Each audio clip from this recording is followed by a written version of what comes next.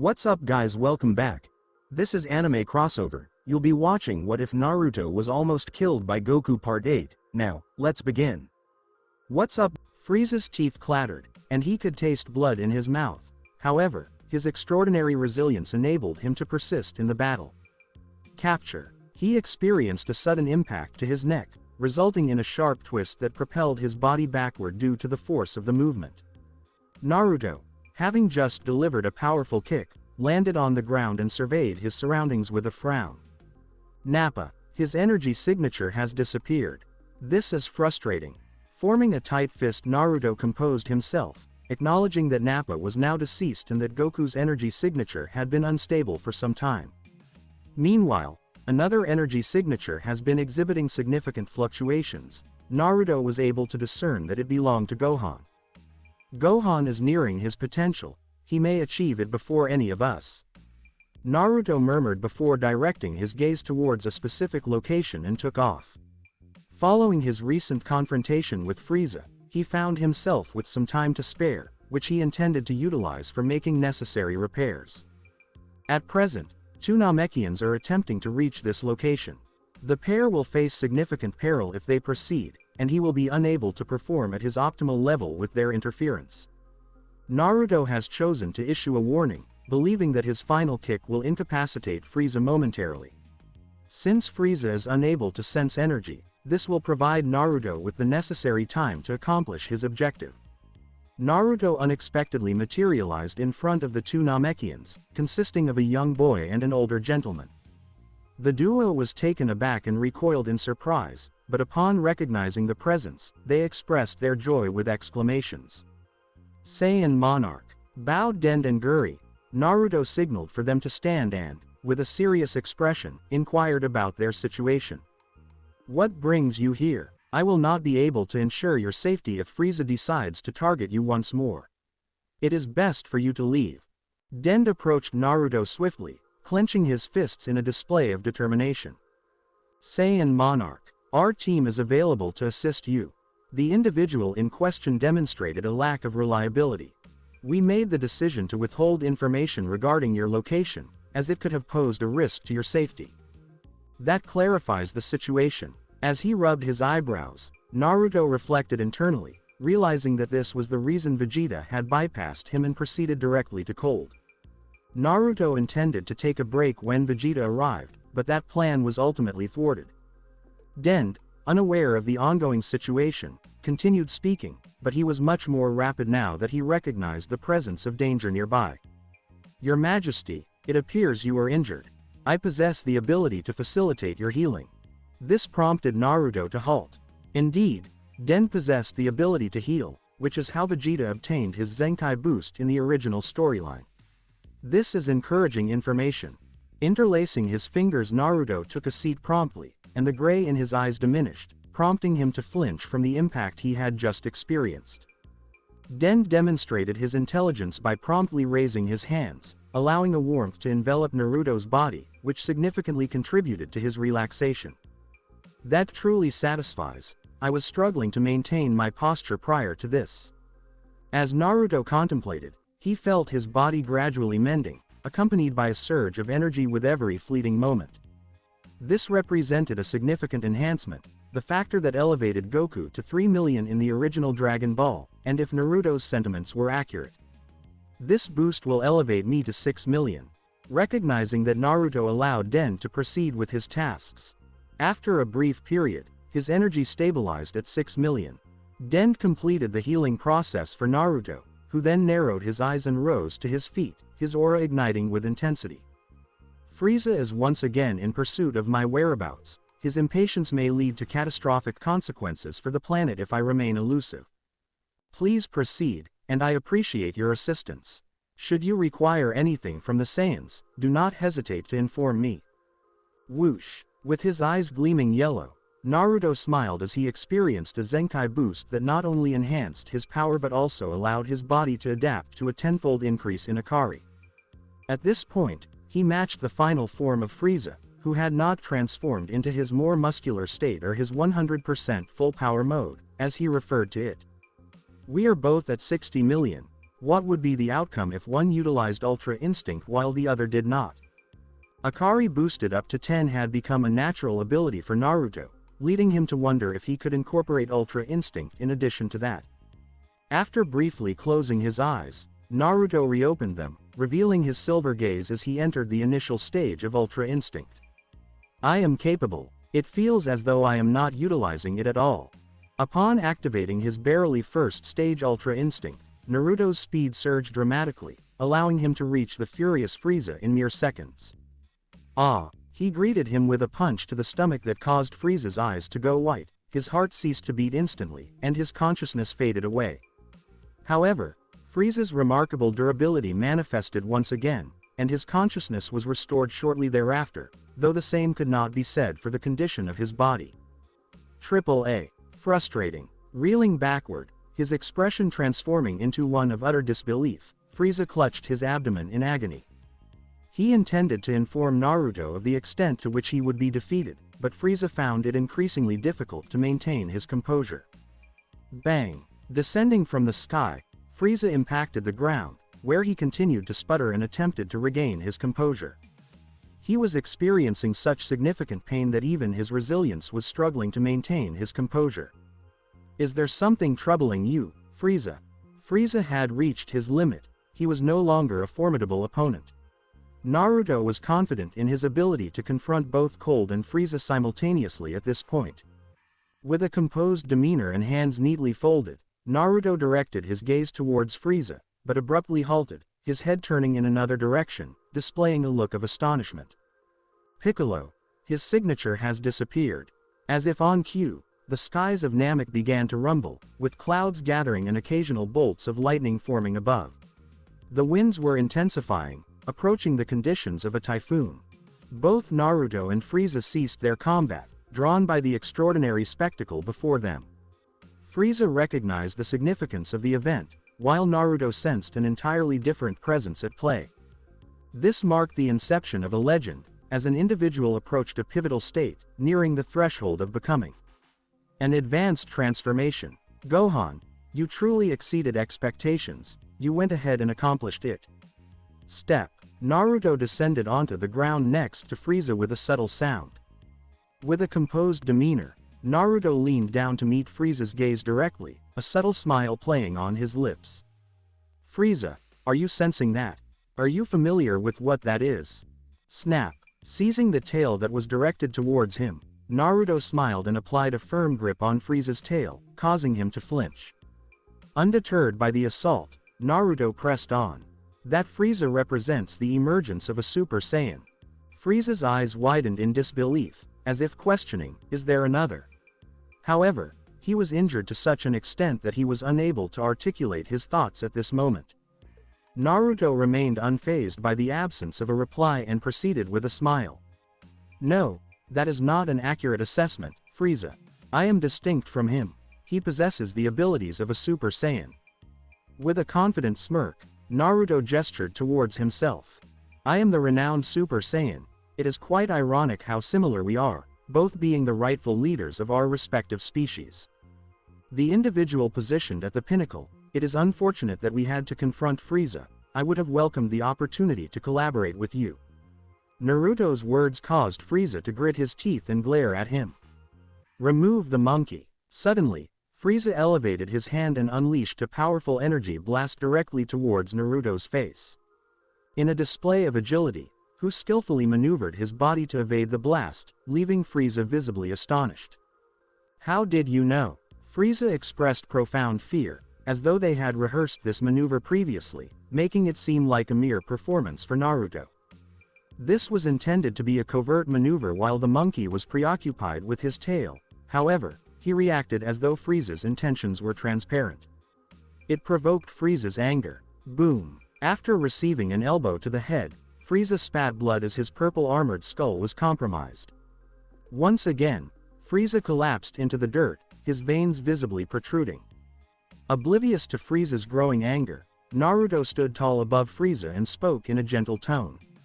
Your attempts will not succeed, Frieza. Your time has come to an end, you. What is happening? Naruto's eyes widened as Frieza's palms, which were braced against the ground, began to emit a menacing glow. Frieza, gazing downward, exhibited a face filled with fury, with bulging veins and a surge in energy. "Leave me be, Saiyan." Ah! Frieza's abdomen was struck with force, as Naruto's sturdy Saiyan boots delivered a blow that compromised Frieza's spine through the sheer impact. With his eyes wide and mouth agape in agony, Frieza's body was propelled into the air, and the accumulated energy was discharged into the atmosphere. Boom! After skidding on the dirt ground for a period, Frieza came to a halt and ceased all movement. He was now unconscious. Naruto, in the meantime, wiped his brow and expressed his gratitude to Roshi for the Ultra Instinct once more. This technique effectively counters all forms of sneak attacks. He nearly executed a Golden Frieza maneuver on me, quite impressive. Wiping away his sweat and composure, Naruto proceeded to confront Frieza, acutely aware of the intense battle unfolding on another side of Namek at that moment. He wished to be present for the occasion. Gohan had achieved it, and Naruto was eager to understand the method behind his success. "I am still unable to undergo the transformation. My hair has not changed to yellow despite my efforts. Could this be a consequence of depending on Uzaru?" Naruto contemplated as he lifted Frieza by the throat and positioned him over his shoulder with ease. He was in a state of heightened awareness and remained unconcerned about any potential ambushes, making the task of carrying Frieza manageable. Frieza's fate will be sealed before that of the Saiyans. Frieza may no longer pose a challenge, but Super Saiyan, TCH. Naruto demonstrated control over his Uzaru and exhibited mastery over his ki, allowing him to utilize Akari in a composed and deliberate manner, whereas Broly activated it through intense rage. Despite the intense rage within him, Broly did not undergo a transformation.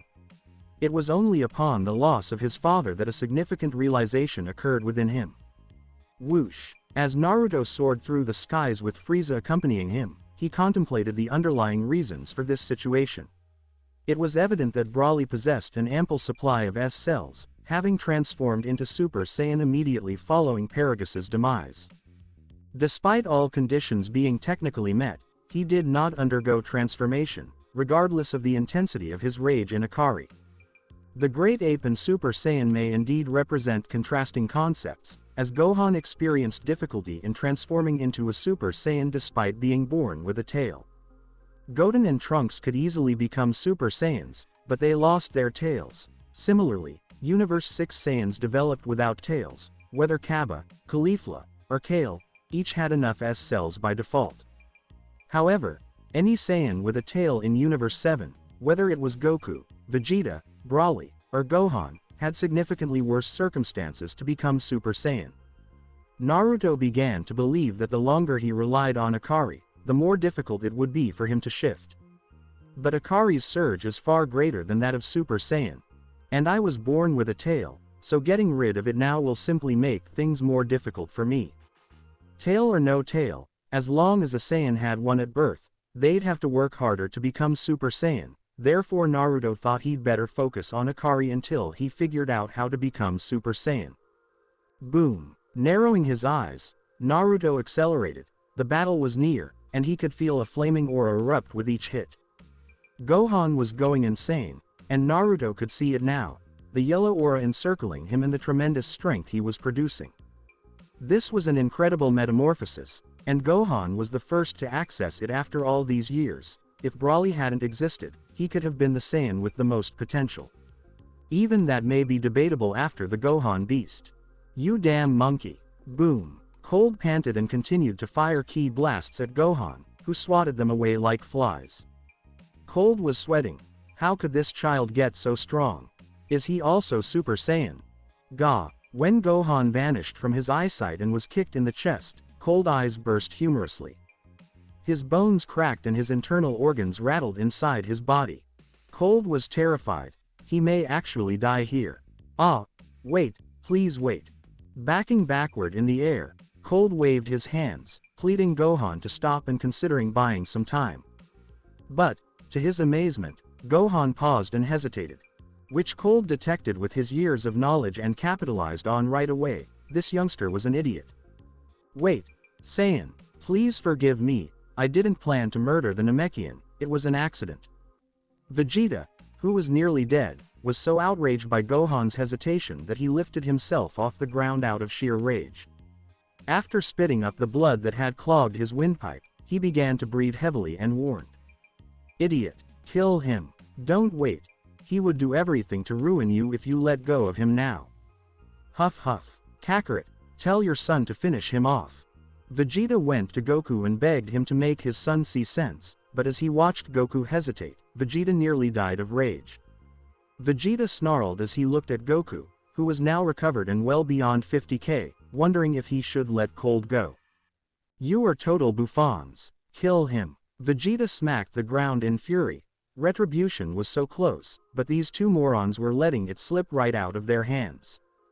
Goku scowled with doubt before turning to Vegeta and said, "If he comes back we'll just beat him again. Gohan has become super strong."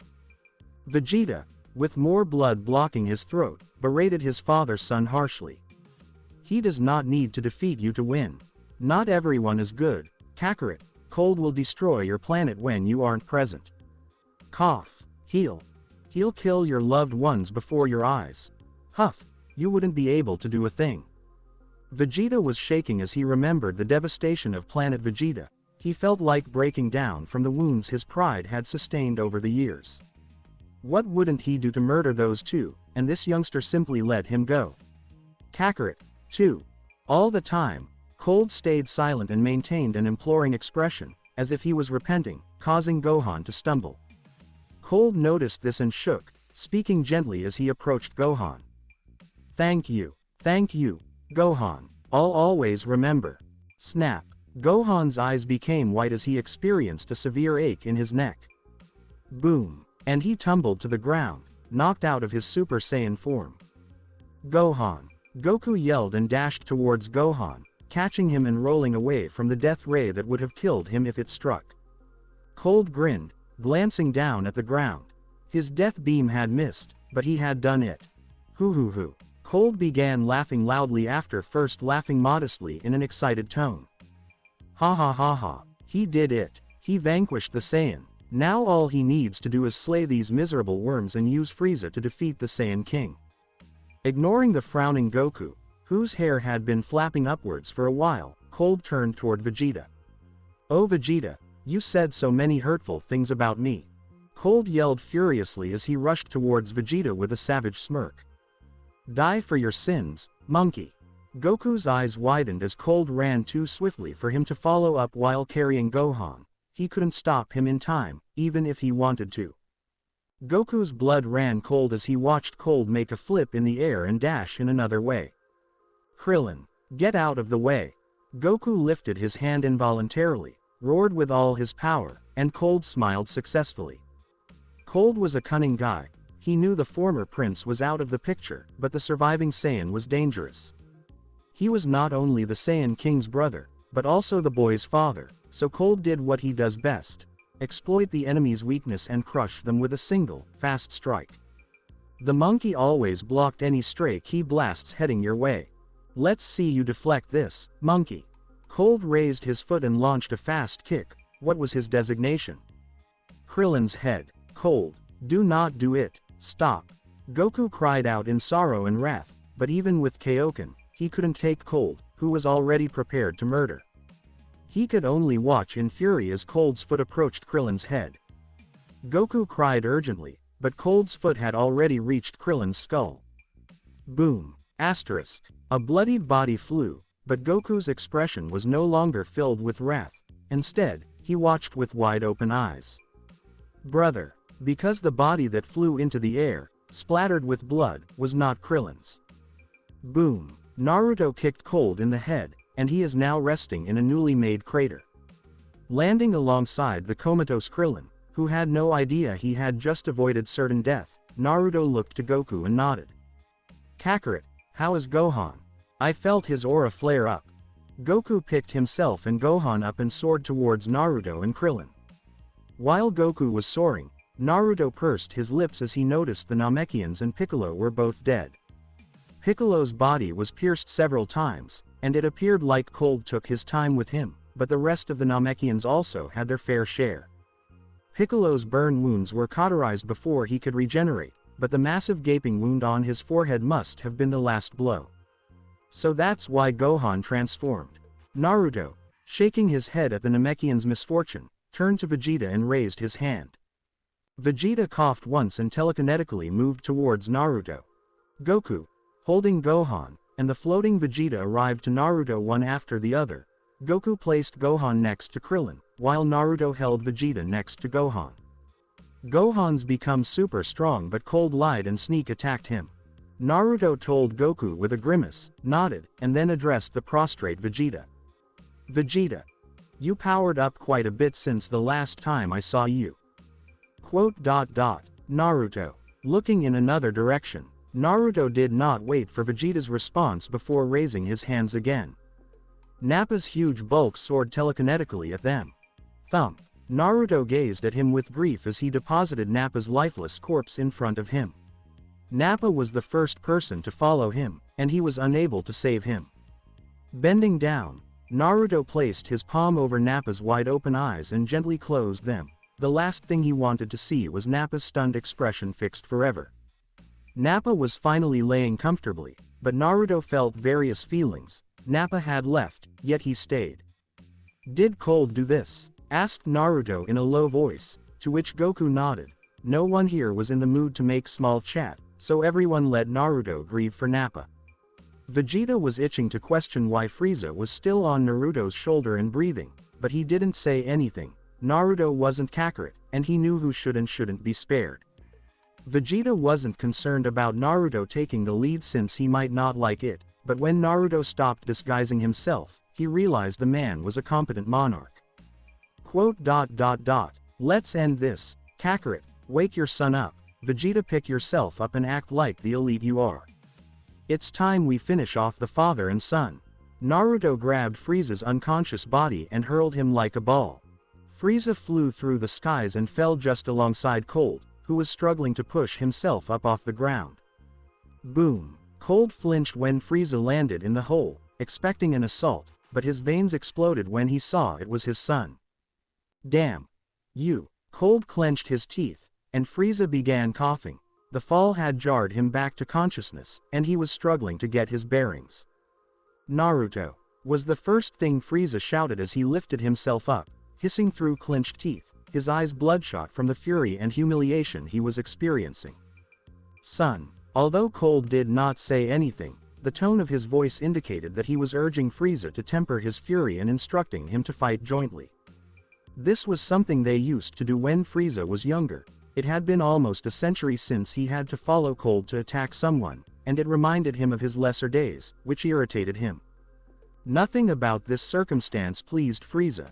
How dare these monkeys do this to him? How dare these morons lift their heads in front of him, and, most importantly, how could you? Starting at Cold, Frieza raised his palm in front of his father's surprised face and shouted in frustration. Who do you think you are, telling me what to do? Hold on, Frieza. Boom! A huge pink energy wave blasted through Cold's upper body, surprising him with Frieza's sudden strike. Just before this attack, Frieza had powered up to his full 100% strength. He pulled this off with pure determination, and his incredible talent made it all come together. That's just how much of a beast Frieza was. Meanwhile, the other Saiyans were taken aback by what they just saw. Did Frieza really kill Cold? I didn't see that coming, but honestly, it should have been pretty clear. Naruto mumbled, which definitely made his work a whole lot easier, at least. Vegeta started laughing and coughing at the scene, then he spat at Goku and the now conscious Gohan. Ha ha. Can you believe it? He even killed his own father. Do you see it now, Kakarot? Goku frowned at Frieza's actions but kept quiet. He had already grasped what Vegeta was getting at some time ago. But this scene really affected Gohan. He was young and had never witnessed anything so brutal before. The idea of killing one's own father was completely foreign to him. His hair turned yellow again as he thought about Goku dying because of his earlier failure. Gohan had once more tapped into his rage to trigger Super Saiyan.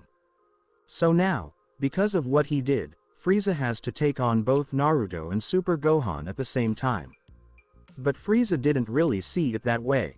It's all because of your dirty Saiyans. It's all your fault. Frieza was fuming, his energy causing the ground beneath him to crack and crumble. Even though things looked pretty bleak, he still held his title as Lord Frieza.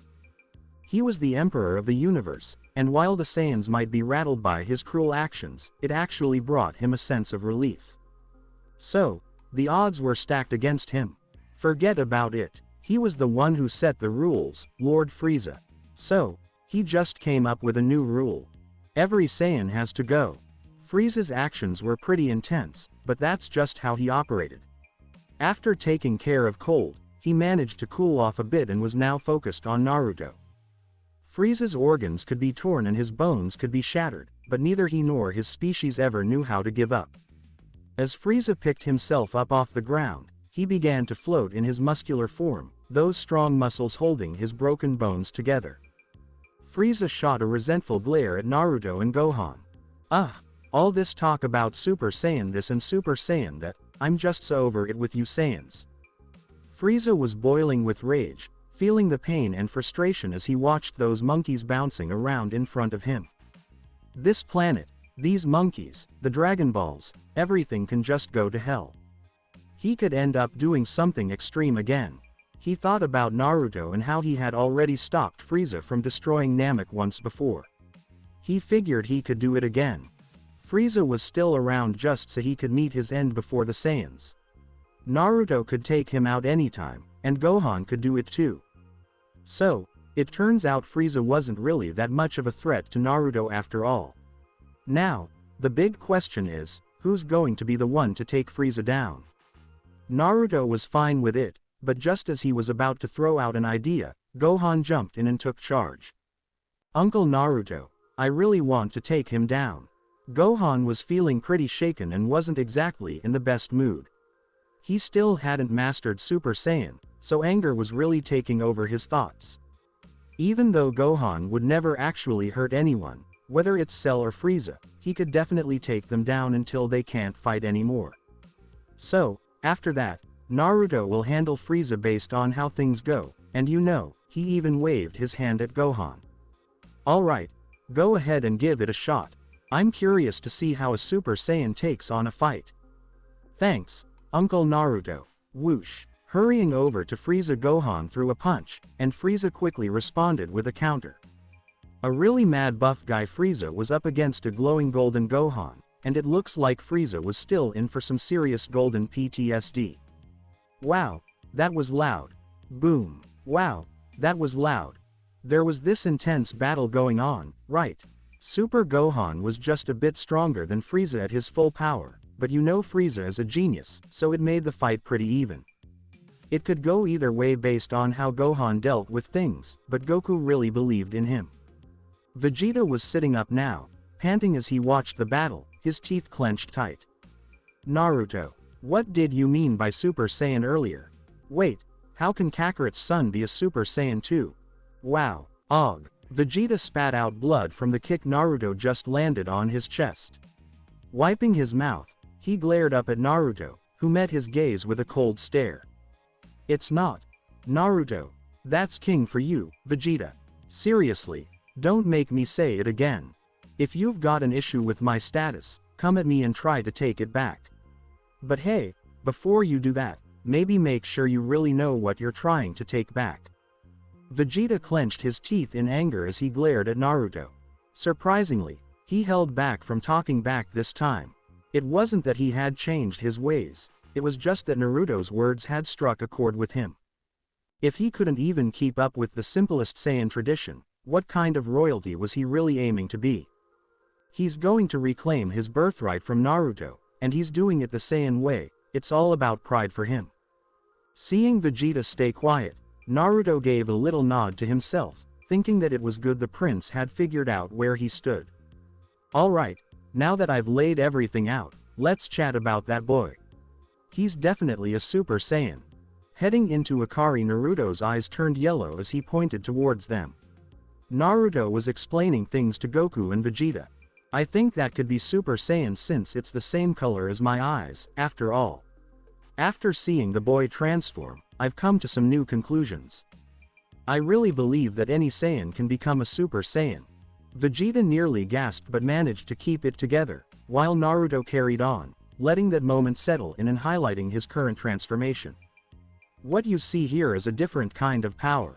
Unlike the boy, I can keep growing stronger without end. Honestly, I'm not even sure where my limit is, or if I have one at all. From what I gather, the only thing holding me back is my own control. As Akari Naruto powered down, his hair fell, and he let out a breath. At the same time, his message left Goku stunned and had Vegeta feeling a bit rattled. Vegeta dropped his head for a moment before slowly lifting it back up. So, that's the deal, getting stronger and stronger.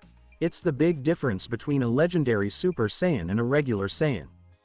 Vegeta was really trying to wrap his head around just how big the gap was between him and Naruto.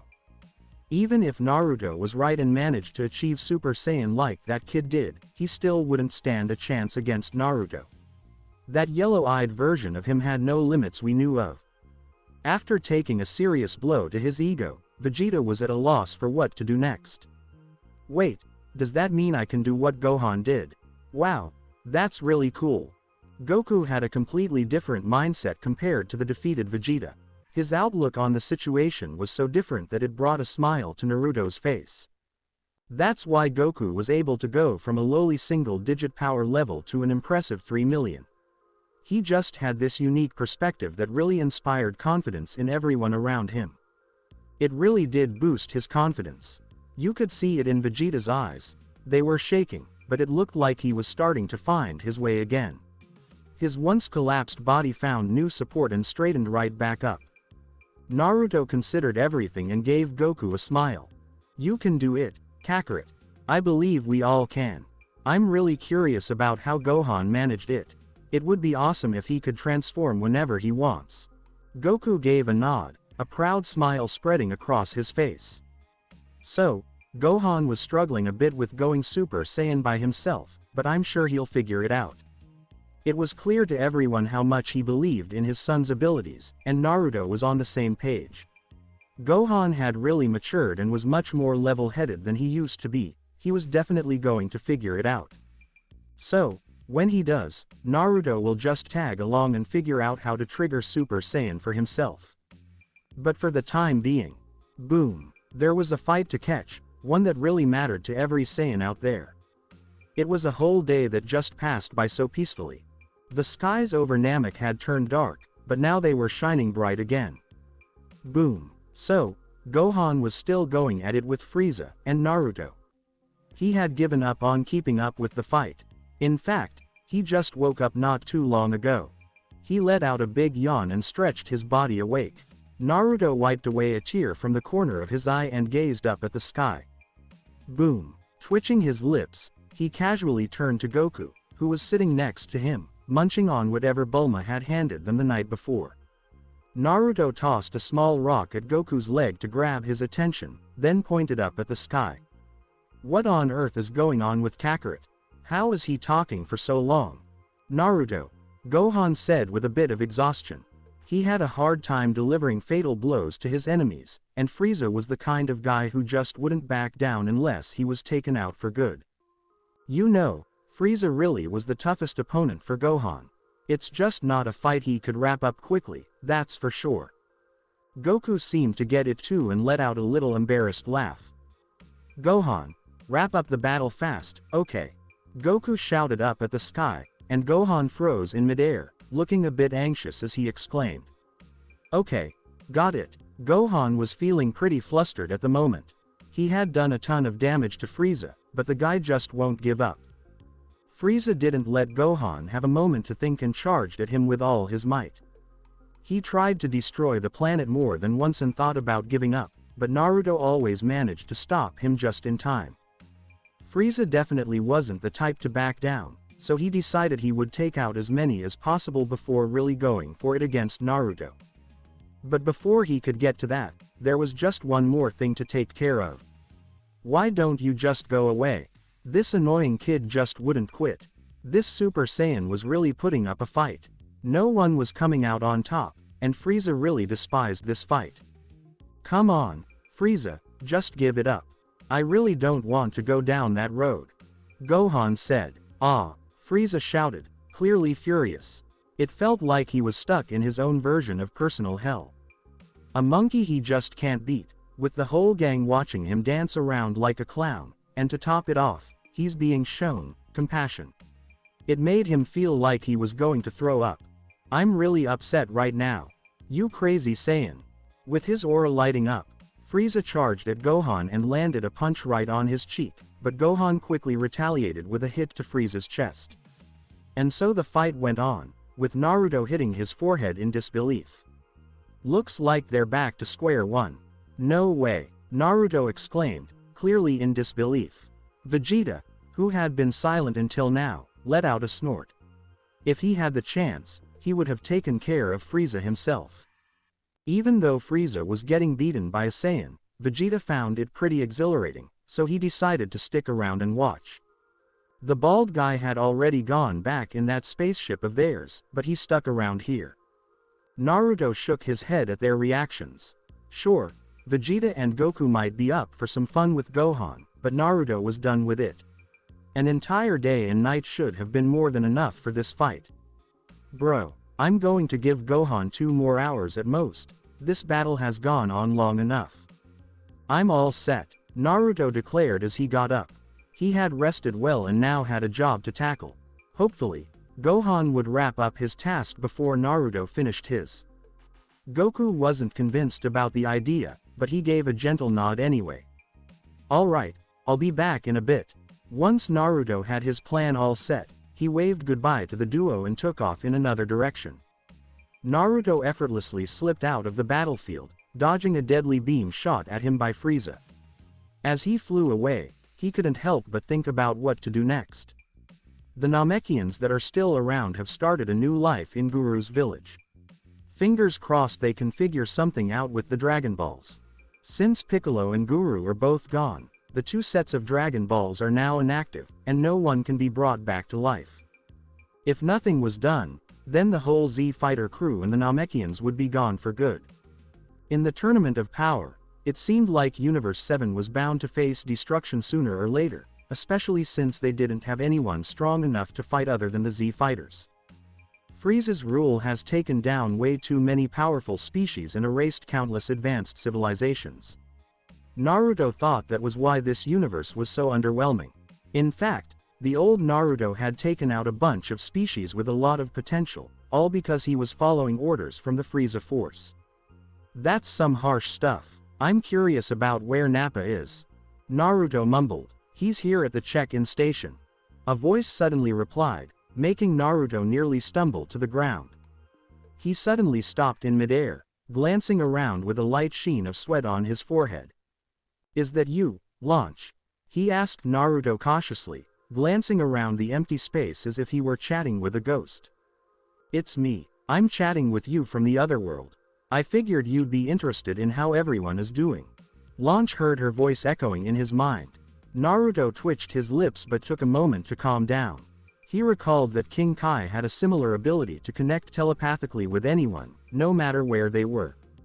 And Baba was someone he just couldn't figure out, so that must be why they have this super telepathy ability with their position, right? Or maybe it's just a technique. Got it. So, how's everyone doing? Naruto asked casually and once again took to the skies, heading towards the settlement. Launch chimed in excitedly, sharing everyone's status with enthusiasm. So, Piccolo, Tien, Yamcha, and Chiaozu are all making their way down Snake Way. And since Kami's gone too, he decided to take them to King Kai. Naruto nodded, knowing they'd definitely want to get stronger after that brutal defeat. So, Nappa was on the verge of being sent to hell, but I jumped in. I can't really stretch the rules too far, so I had to hit up King Kai for a little favor. As she kept explaining Launch, Naruto rested his chin on his hand and started to think out loud. So, how did you manage to get King Kai to do you a favor? Launch exclaimed with a hearty laugh. I shared a bunch of jokes with him, and he was so happy that he signed off the letter without even glancing. After a brief moment of silence, Naruto and Launch burst into laughter. It was such a scam. Launch had picked up quite a bit from Baba. Who would have thought that the sweet girl had this side to her? Naruto landed in a somewhat ruined Namekian village and glanced around, taking in the broken buildings. A thoughtful expression crossed his face. A few Namekians were busy trying to repair some broken structures, hoping to make them livable again. Some of the older Namekians were working hard to keep everything organized and ensure that nothing was out of place. His sudden appearance caught the attention of the Namekian colony, and once they figured out who had arrived, many of them quickly abandoned their posts and hurried over to greet him. Saiyan King, the Namekian nearest to him exclaimed, while the rest of the Namekian colony bowed before Naruto, showing their respect.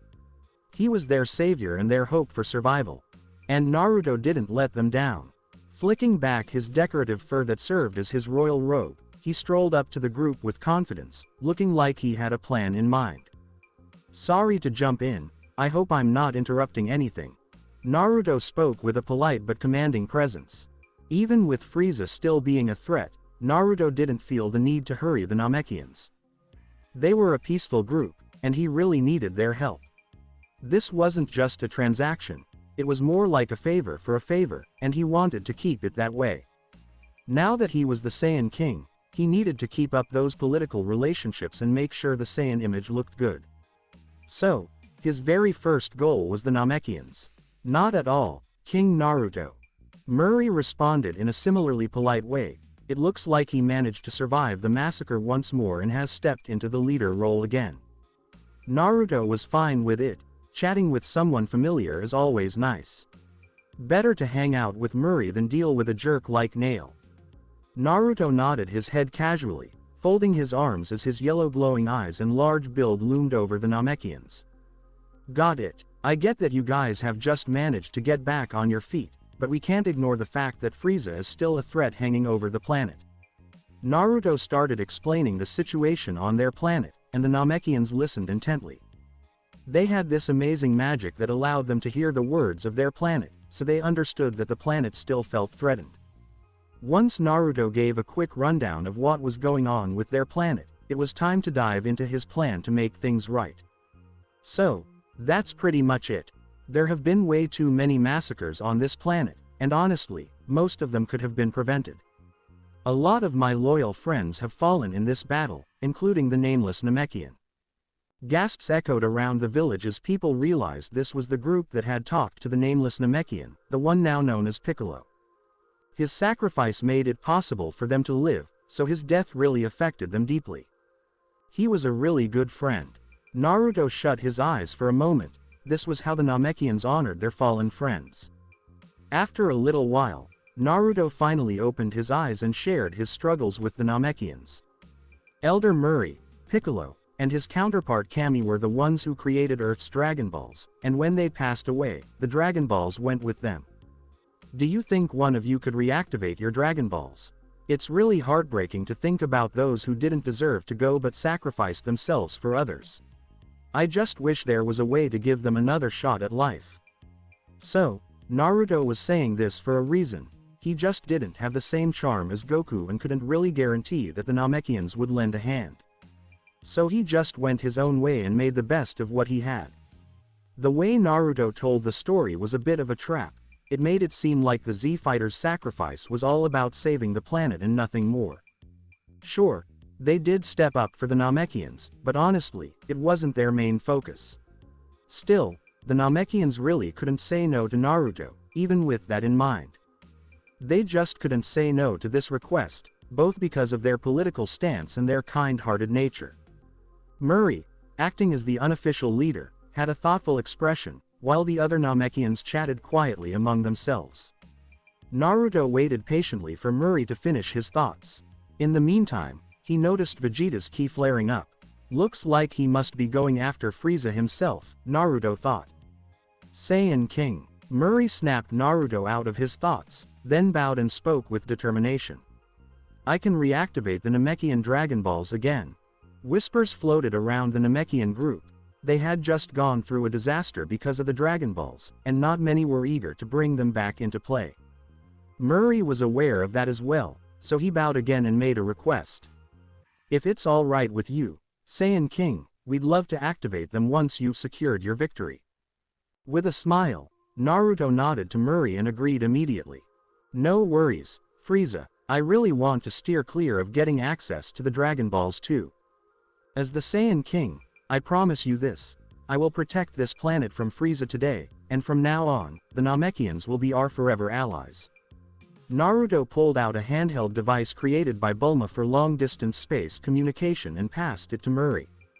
Feel free to reach out to me with this if you don't have anything else to say. From now on, Namek is going to be under the protection of the Saiyans. Murray held the device with a big smile, and the other Namekians were mostly excited too. Some were just a bit unsure if bringing the Dragon Balls back was worth the risk. Overall, everyone seemed to have a positive vibe about the partnership and sharing of interests. Murray joined his hands together and offered Naruto the Elder's blessings. Thanks again, Saiyan King. I'll get started on reactivating the Dragon Balls. Murray chose to trust Naruto, believing that Frieza would be taken care of, and this was his way of showing support. This move of his could really put them in serious trouble again if Naruto were to betray them or come up short, but the kind-hearted Namekians just didn't see things that way. Now that they've welcomed the Saiyans as friends, they're all in to support them, no matter the risks involved, even if it puts their lives on the line. By the time Naruto got back to the battlefield, Gohan had already wrapped up his fight. Actually, it was Vegeta who wrapped up the battle, not Gohan. If those smug looks were any indication, that is. Naruto casually flew over and landed next to the proud Vegeta, looking at him expectantly, waiting for a solid answer. Vegeta had to deliver it in a way that was a bit humiliating. He just can't misbehave in front of the king. HMPH, this boy was wasting time, so I finished the job for him. Vegeta responded without regard for Gohan. Hearing the ballant derision, Gohan clenched his fist and glanced down, feeling helpless since he couldn't complete the battle. His father had encouraged him not to worry and to learn from the experience, but he couldn't help but feel dejected. Naruto smiled as he massaged Gohan's spiky hair. You are a Saiyan, Gohan, a true warrior. Everyone makes mistakes, but we Saiyans learn from them. Nothing surprises us twice, Gohan. Everyone messes up at one point in their life, but it's our ability to adapt which makes us a warrior race, always remember that. Smile to encourage Gohan. Naruto paused his conversation and let the child to think. The youngster had to figure it out on his own. Naruto didn't want Gohan dropping the Patara throne at him again, even as Ultimate Gohan. Naruto couldn't figure out how he didn't detect an earring moving so slowly. Perhaps his desire for spectacles began back then, he joked. So what happens now? Frieza has been abolished. Where do we proceed from here?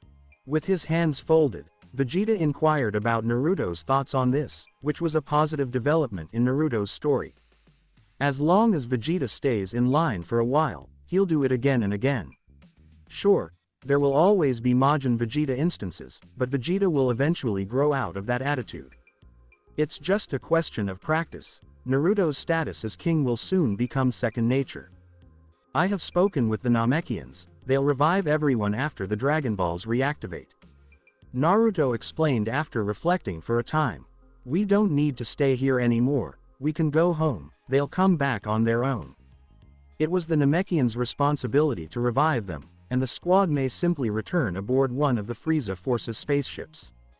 If nothing else, Naruto will beg Launch to direct them back home. Namekian Dragon Balls take significantly longer to reawaken than Earth Dragon Balls, so there is no use in wasting time on Namek until then. Finally, it was a real problem to keep the spaceship afloat in all that storm, you know.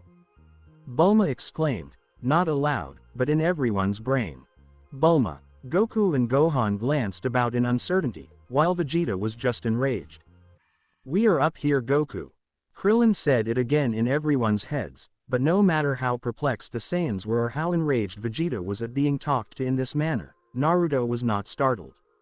He had already had this type of connection with Launch, and it was clear that she was opening up a channel for Bulma in the same way that King Kai did for Goku. Their spaceship had become visible in the skies, exactly as Krillin had predicted, and was prepared to land alongside them. Soon, the spaceship arrived on the grassy plains, and 4 mechanical legs emerged from the circular ship, bearing its weight in an evenly distributed way. Bulma walked out of the spaceship and ran up to Naruto, who stood still and smiled. As the husband and wife embraced, the rest of the Saiyans and Krillin gathered. Krillin has a lot of catching up to do after being forced out of the battle by Ginyu. Krillin approached Goku, stroked his friend's arm, and shouted, "Man, I saw the recordings. If Gohan hadn't taken control in a pinch we would have been toast." Krillin spoke softly as he looked at Bulma and Naruto. Pissed Goku. "I saw another recording. Bulma almost cried that time Naruto was getting beaten up by Frieza, you know." Thump. Oh. Krillin scratched his head and chuckled, embarrassed, for Bulma had apparently heard him talk and had just hurled a rock at his skull.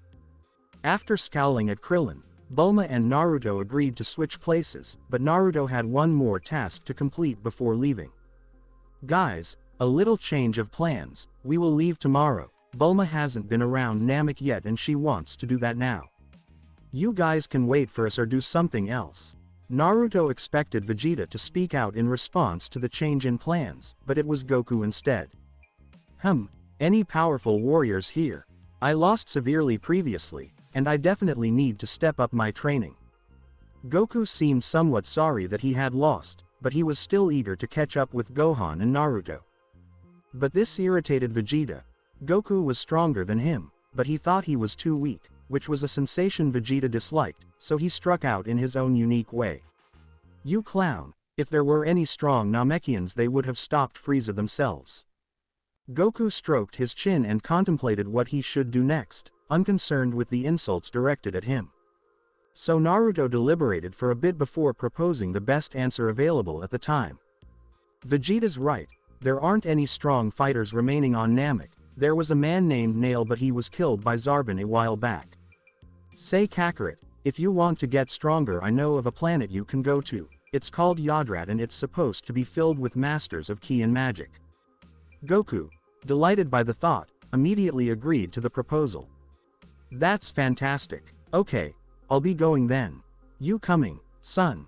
asked Goku, but Gohan was still doubtful of his powers at the time. Not being able to finish Frieza had caused him to question himself. "I am not sure I can do it, Dad." Goku, smiling with encouragement, lifted up his kid and set him on his shoulder, much to Gohan's humiliation. "Dad, son, you'll do well. You're a Super Saiyan now. You'll do amazing. Trust me." Despite his shame, Gohan gently nodded in agreement. Which was all Goku required. "That is the spirit. Let us go." Naruto paused for a moment, then pointed to a certain area. "That's where Frieza's primary ship is, Gohan. You understand the language, right? I saw you wandering around the translation lab a bit ago." Gohan nodded, this time with greater assurance. He learned the language while taking a break from studying and training. Naruto had expected this outcome from the genius Gohan, so he granted his approval. "All right, then input Yodrat and you are good to go. See you Kakarot, Gohan." "See ya Naruto. Bye uncle." Still carrying Gohan on his shoulder, Goku sped towards the Frieza Force vessel, eager to catch up with Naruto and Gohan. Anyone else wants to do their own thing. Vegeta took advantage of the chance to turn back and leave, but not before informing Naruto. "All going to Preta?" Naruto questioned, raising his eyebrows. "It's almost inhospitable. 60 times Earth's gravity, it's nearly 6 times as much as planet Vegeta." Vegeta stated decisively as he paused, his back to Naruto.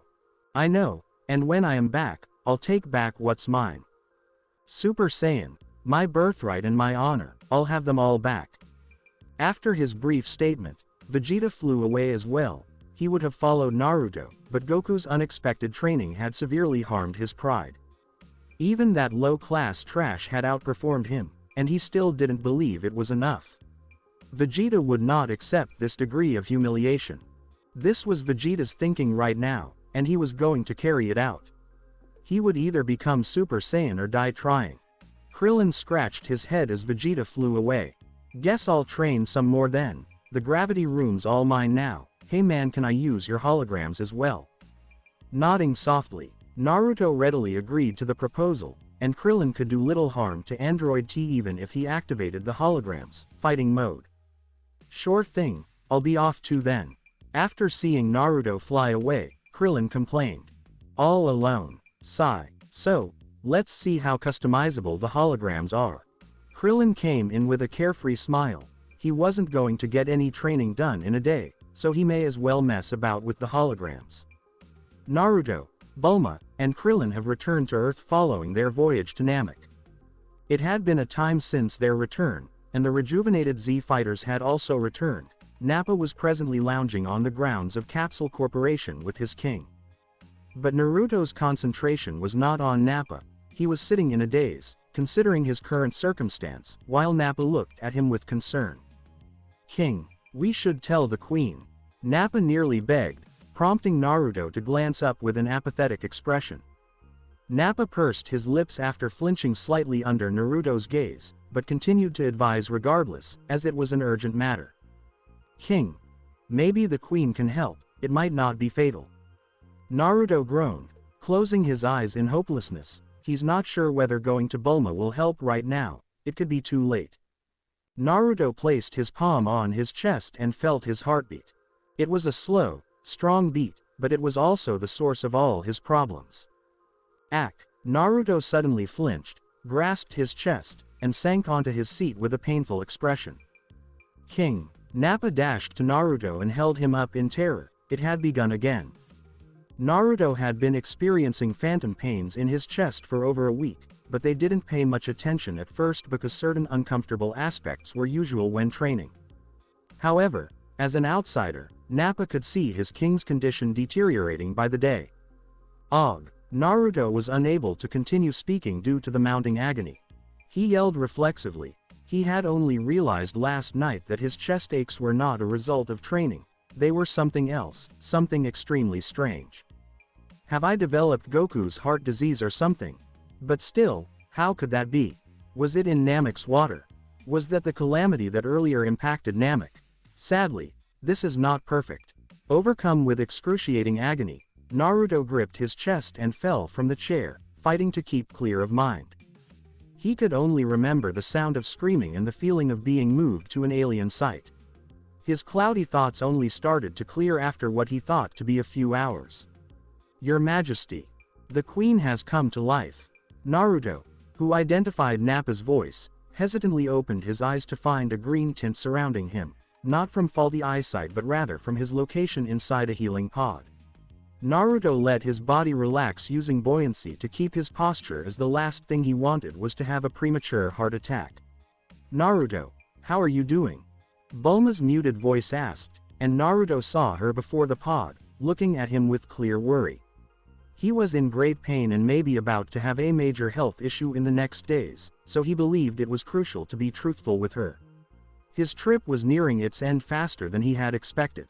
Not at all. Naruto shook his head and said he didn't feel any better, which made Bulma briefly tear up. She dashed to the computers and swiftly hid her feelings. Rest assured, I have done the necessary tests and gathered blood samples. Results will be available soon. Bulma worked hard to keep her focus and provide comfort to both Naruto and herself. Though she tried to tell herself differently, Naruto's strong body was the only thing keeping an urgent health catastrophe from happening. Every sign pointed to one result. Naruto's predicament was worsening with every passing moment. Beep. The scanner beeped and generated a report, as she had expected. Bulma started her examination and fast picked up a scowl as she got the paper from the printer. She then looked at Naruto seriously and stated her word with weight. Transforming for a few days could make things more difficult, so please avoid doing so. I will be back soon. Knowing the gravity of the scenario, Bulma quickly left after guiding Naruto on the suitable path forward. Particularly now that she had just learned she was having a kid, she was resolved to make sure her husband was secure. Blub softly murmuring a yes, Naruto let bubbles flow from his mouth before slowly closing his eyes and drifting off. He could see Pai just outside the door, but Bulma seemed to have stopped her from coming in. Naruto deduced that this was meant to provide him some time to recover. Your Majesty, I too will be leaving. Before turning away and leaving with a resolute look, Nappa saluted. Kakarot, Vegeta, and Gohan had not yet come. For the time being, he was the only qualified Saiyan save for his monarch. The prince and princess especially lack the required experience to fight well when confronted with obstacles that would also be challenging for him. Given the present condition of his king, he especially had to be in peak form. Stage Pai Pai came to Nappa right away when he left the room. How is he? Naruto is how? Hello. While Jine reflected her mother's attitude, complete with a grimace, Pai Pai approached Nappa displaying annoyance and panic. Nappa let a slight grin show as he saw the child's clear appeal. Queen Bulma is working hard to find a remedy while the king is resting. She stays optimistic for his quick and total recovery. Pai Pai kept quiet for a short while before raising her head, her face blank of feeling. Be direct, Nappa, could you verify Naruto's success? Nappa let out a deep, regretful sigh and closed his eyes. Given the odds seem to be fading, Queen Bulma looks improbable to act shortly. Her face stayed very neutral as she shook her head. Pai left silently. Even Jine stopped talking as she noticed the change in the environment around her mother. Nappa watched her leave and then ground his teeth. Bang! Frustrated, Nappa hit the wall and his face fell. We have only recently defeated Frieza, now we must confront this difficulty. Your Majesty, you must survive. Leaving the lab, Nappa headed for the gravity chamber set on increasing his strength to protect his king and preserve his legacy. Naruto woke up to find it the next day. Instead of his usual alarm, a sudden intense chest ache woke him from his slumber. It faded as fast as it appeared because of the painkillers mixed into his healing fluid. Some annoyance seems to be present. Though I had hoped the medicines would reduce my suffering, I am now in discomfort. The suggestion was that the basic reason of his illness had much worsened, which was bad news. Naruto didn't know how much more he could take. For all he knew, he could fall at any time. Still, he held on to a little hope. Future Goku's being at home may have prevented him from receiving dragon help. No one knew he was dying until it was too late. Naruto was Bulma's husband, and they always stored the Dragon Balls in their bedroom. He knew Bulma was now calling the dragon. Although the dragon might have restrictions on the treatment of diseases not completely understood and cannot bring back people dying from natural reasons, it nevertheless has the power to enlighten possible cures. Bulma was now concentrating on a particular goal. Should the dragon be unable to heal Naruto, she would look for another cure that would solve her problem. The start has started. Naruto thought about the possibility of a cure as he felt the dragon's key signature appear. His status, meanwhile, remained ambiguous, which made him question his present state. Currently, he was leaning toward thinking that Goku's heart condition would show first. Nonetheless, he found this idea uncomfortable. He felt his own situation was different, almost as if he were getting stronger. Not in terms of ki. No, his ki reserves were actually depleting as his life force faded, but his body itself was growing, more resilient. Is it more dense? Unsure of his circumstances, he wondered whether it was only his Saiyan biology fighting the heart condition through Zenkais or something else entirely. Naruto was certain, though, that one thing was clearly wrong with his situation. His senses told him that, unlike Goku, who was now training on Yadrat, his situation differed. Anticipating the dragon's wish, Bulma, Nappa, and Pai Pai set themselves in front of the dragon as Naruto stayed in his healing tank. Articulate your wish, but know that only one can be granted. As Shenron was called, ready to grant a desire, a powerful voice echoed inside the capsule organization. Having obviously stated her request before calling Shenron, Bulma was quick to declare her want. Shenron, can Naruto be healed? Hearing the wish, the eternal dragon's eyes narrowed and he said after a 3-second delay. I wish I could grant that wish. Shenron himself offered the explanation before any questions from Bulma and the others. Naruto, the person in question, is healthy and free of medical problems. Nappa yelled in anger and gazed at the everlasting dragon. This is quite illogical. Pai Pai also turned to Bulma, certain they would come up with a solution together, and clenched her fist in anger. Bulma, though, seemed to be frowning and lost in thought rather than being confused, which was significant. She has knowledge. Having finished the issue, she knew Bulma well enough to identify this conduct. Ignoring Pai Pai and Nappa's stares, Bulma considered the test findings to be reasonable given Naruto's assumed health. Greetings, Shenron. Could you please clarify his situation? The everlasting dragon paused for a time to ask. Do you want that? Frustrated, Bulma clicked her tongue and thought up a way to get the knowledge from the Dragon Balls free of charge before then asking for a cure. But before deciding, she needed verification since that no longer seemed possible. Will he be okay all the way through? Shenron growled deeply and resonantly, tilting his head. He will heal on his own. After 1 week, at 3:52 a.m., his body will have completely finished changing. Bulma verified her wish and nodded in recognition, suggesting her awareness of Shenron's remarks. Shenron, please give a thorough report on Naruto's state. This will enable a more effective evaluation thereafter. Shenron's eyes started to shine crimson and Bulma's reports were freed from her grip, flying into the air as soon as the desire was verified. Pages flipped and text emerged on the pages with amazing accuracy. Within seconds, Shenron had finished the work. Your request has been successfully fulfilled. With best wishes. Before quickly scattering around the world, the Dragon Balls lit the sky, carrying with them the related meteorological event. Lying on the grass, Bulma saw the printed notes. She grabbed the report and started reading it. Before looking at Bulma, who was concentrating on the report, Pai Pai and Nappa traded looks. Pai Pai, on the other hand, wanted to know the circumstances as well. Tell me your ideas. What is it, exactly? Pai Pai asked with her palms folded, a gesture she picked from Naruto throughout her travels. She looked up from the paper to provide an apology. The delay is regrettable. I was checking certain data. Naruto is not sick. The dragon is actually right.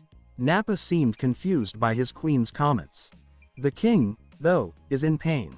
Bulma looked at the papers closely, got a pen, and used her teeth to open it before carefully noting something on the paper.